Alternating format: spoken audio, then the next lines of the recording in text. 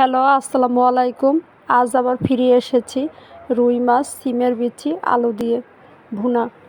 প্রথমেই আমি মাছগুলো হলুদ, মরিচ এবং লবণ দিয়ে মাখিয়ে নেব একটু তেল দিয়ে।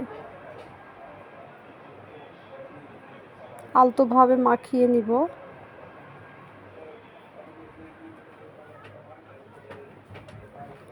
মাখানোর শেষে একটি প্যানে তেল দিয়ে তার মধ্যে মাছগুলো ভেজে নিব। মাছগুলো উল্টে পাল্টে ভেজে নেব। এবার কড়াইয়ে তেল দিয়ে তার মধ্যে আলু ভেজে নেব হলুদ এবং লবণ দিয়ে।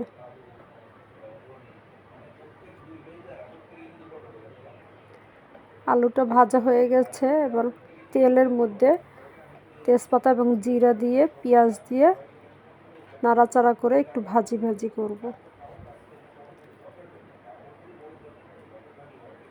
ভাজি হয়ে গেছে। এখন হলুদ গুঁড়ো, মরিচ গুঁড়ো, লবণ, জিরা, ধনিয়া একসাথে মশলা দিয়ে দেব এবং কিছু ফ্রোজেন করা টমেটো দিয়ে ভালো করে মশলাটাকে কষিয়ে নিতে হবে।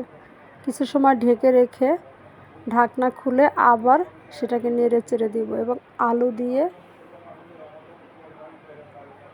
ফ্রোজেন করা সিমের বিচি দিয়ে তরকারিটা রান্না করব।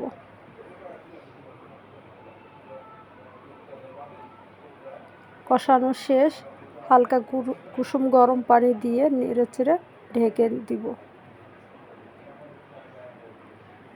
ঢাকনা খুলে এবারে মাছগুলো দিয়ে দিব।